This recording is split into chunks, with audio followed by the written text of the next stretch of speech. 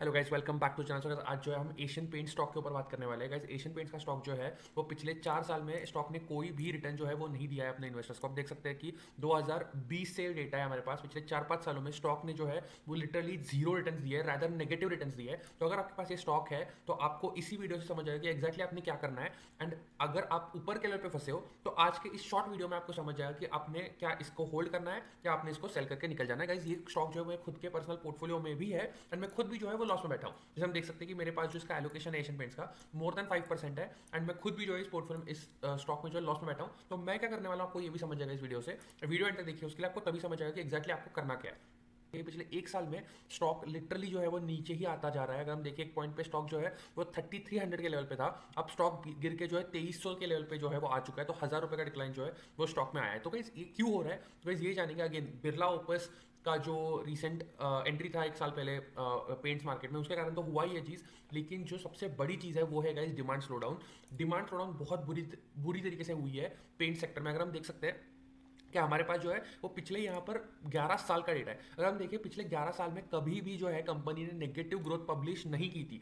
Even Covid के समय में जब सारा दुनिया लॉकडाउन में था तभी भी कंपनी ने 5% की पॉजिटिव ग्रोथ पब्लिश की थी। लेकिन अगर हम देखिए पिछले कुछ समय से, स्पेशली पिछले 12 से 13 महीनों में कंपनी ने बहुत ही बुरी तरीके से जो है वो ग्रोथ पब्लिश किया। अगर हम देख सकते हैं कि 5% की नेगेटिव ग्रोथ रही है कंपनी की, डिस्पाइट इंडिया की इकोनॉमी जो है वो 6-7% से ग्रो कर रही है। तो कहीं ना कहीं एक डिस्कनेक्ट आ रहा है। लेकिन अगर हम इसके कॉम्पिटिटर्स की बात करें, फॉर एग्जाम्पल बर्जर पेंट इसका जो है वो नियरेस्ट कॉम्पिटिटर है। अगर हम बर्जर पेंट्स की बात करें तो बर्जर पेंट्स का अगर हम डेटा जाके देखते हैं तो वो जो है वो इतना खराब नहीं है। यस, कंपनी की ग्रोथ स्लो डाउन हुई है, लेकिन कहाँ, जहां पर एशियन पेंट ने -5% का ग्रोथ पब्लिश किया था, बर्जर पेंट ने जो 3% की पॉजिटिव ग्रोथ पब्लिश की है। इसका मतलब कहीं ना कहीं 8% का जो है वो बेटर अल्फा जो है वो ग्रोथ के मामले में बर्जर पेंट ने पब्लिश किया है। तो ये तो होगी पहली बात। दूसरी बात अगर हम देखते हैं तो जो बिरला ओपस का जो एंट्री हुआ है उस चक्कर में जो है कंपनी के मार्जिन्स पर भी डेफिनेटली इंपैक्ट आया है, एशियन पेंट्स के मार्जिन्स पर। और वो किस तरह से हम देख सकते हैं वो कहीं यहाँ पर देख सकते हैं कि 2023 से लेके 2025 का अगर हम डेटा देखते हैं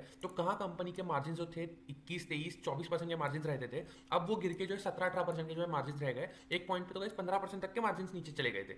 तो कहीं ना कहीं डबल वैमी जो है, डबल इंपैक्ट जो है कंपनी के ऊपर आया है। इस चक्कर में जो स्टॉक प्राइस नीचे आ चुकी है। तो अपने आप क्या करना चाहिए, अगर ये तो आपको पता है कि क्यों स्टॉक गिर रहा है एंड जो बिरला ओपस का जो एंट्री है उस चक्कर में जो है एशियन पेंट्स के ऊपर क्या इंपैक्ट आया है ये भी हमें पता है। तो अपने आप इसके आगे आपने क्या करना चाहिए इसके ऊपर डिस्कस करेंगे। गाइस, आई वुड से कि मेरे पास भी स्टॉक पड़ा है, मैं तो कोई इसको बेचने वाला हूं नहीं, मैं कोई अपना लॉस बुक करने वाला हूं नहीं, क्योंकि कंपनी अच्छी है। लॉन्ग टर्म में जो है यस थोड़ा पेन दे रही है, लेकिन हो सकता है लॉन्ग टर्म में आपको अच्छा गेन दे के भी जाए। उसके लिए सबसे इंपॉर्टेंट चीज है गाइस, वो है प्रॉफिट एंड लॉस स्टेटमेंट का आपको हर क्वार्टर जो है वो चेक करते रहना। मैं तब तक इस स्टॉक में कोई भी न्यू शेयर्स नहीं खरीदने वाला हूं जब तक ये कंपनी वापस से अपने ग्रोथ ट्रैजेक्टरी में वापस नहीं आती। एंड कितनी ग्रोथ ट्रैजेक्टरी चाहिए गाइस, ग्रोथ मुझे एटलीस्ट चाहिए 10 से 11% की रेवेन्यू ग्रोथ की बात कर रहा हूं मैं। 10 से 11% की रेवेन्यू ग्रोथ होनी चाहिए एंड 10 से 11% का जो प्रॉफिट ग्रोथ है वो होना चाहिए। अगेन, यू कांट एक्सपेक्ट 20% और 25% ग्रोथ फ्रॉम एशियन पेंट्स, क्योंकि एशियन पेंट्स जैसे हमें पता है कि एक मार्केट लीडर है।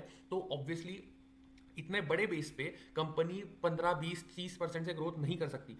इवन अगर कंपनी ने 10% की भी ग्रोथ की तो भी जो है मार्केट रिवॉर्ड करेगा इस कंपनी को एंड वापस से स्टॉक प्राइस जो है वो ऊपर आएगी। लेकिन उसके लिए हमें ग्रोथ चाहिए होगी डबल डिजिट ग्रोथ। एंड क्या वो आ सकती है, तो वो उसके लिए हम जाएंगे गाइस डॉक्यूमेंट्स में एंड उसमें हम नोट्स पढ़ने वाले हैं। ये जो है कंपनी का जो है वो रिसेंट कॉन्फ्रेंस कॉल हुआ था, उसके ऊपर डिटेल नोट्स आपको screener.com पे फ्री में मिल जाएंगे। अगर कोई ये कोई भी प्रमोशनल वीडियो है नहीं, मैं खुद यहाँ से रिसर्च करता हूँ इसलिए आपको बता रहा हूँ। एक अच्छी चीज जो है यहाँ पे दिख रही है कि डिमांड एनवायरमेंट जो है उसके ऊपर कंपनी ने कुछ क्लैरिफिकेशन दिया है। अगर हम देखते हैं तो demand uptick and monsoon impact, management has noted slight uptick, मतलब जो डिमांड है उसमें थोड़ी ग्रोथ दिख रही है सिक्वेंशियल बेसिस पे across tier 1 to tier 4 cities. मतलब टॉप सिटी जैसे मुंबई, पुणे, बैंगलोर हो गया, वहां पर भी ग्रोथ आ रही है। एंड जो छोटी सिटीज है टियर 4, टियर 3, वहां पर भी ग्रोथ आ रही है, लेकिन थोड़े से ग्रीन शूट्स है। इसका मतलब ये नहीं कि बहुत तेजी से ग्रोथ आ रही है, but some shoots of demand are coming up in urban areas which was down, so we hope that it continues going ahead. तो कंपनी ने माना है कि अब तक ग्रोथ स्लो डाउन थी, अब कहीं ना कहीं ग्रोथ में अपटिक दिख रही है एंड होपफुली ये ऐसा ही चलता रहेगा।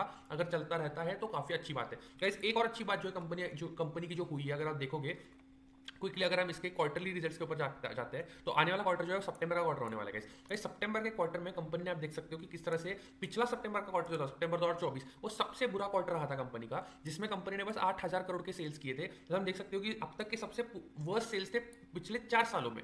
तो अगर पिछले 4 सालों में सबसे वर्स्ट सेल्स कंपनी के रहे थे सितंबर 2024 में, उसके साथ साथ कंपनी के वर्स्ट मार्जिन भी थे, वो भी सितंबर 2024 में आए थे। इसका मतलब जो कंपनी का जो बेस है वो बहुत छोटा है, लो बेस इफेक्ट का बहुत एक इंपैक्ट आएगा, जिसमें क्या होता है अगर कंपनी ने 9,000 करोड़ के भी सेल्स कर दिए तो भी 1,000 करोड़ का अपटिक दिखेगा। एंड कंपनी ने अगर 17-18% के मार्जिन कर दिए तो कंपनी का प्रॉफिट भी है वो भी अच्छी तरीके से ग्रो कर सकता है। एंड जैसे ही मार्केट को लगेगा कि ईयर ऑन ईयर ग्रोथ आने वाली है तो कहीं ना कहीं वापस से स्टॉक प्राइस में मूवमेंट आएगी। स्टॉक प्राइस ऑलरेडी बहुत नीचे आ चुका है एंड अगर कुछ अच्छा होता है तो उसके बाद स्टॉक प्राइस वापस से बढ़ सकता है। जो आने वाला क्वार्टरली रिजल्ट है उसको डेफिनेटली जो है आप ट्रैक करना, उसमें हो सकता है कुछ पॉजिटिव ग्रीन शूट्स आए, तो मैं उन रिजल्ट्स को देखूंगा।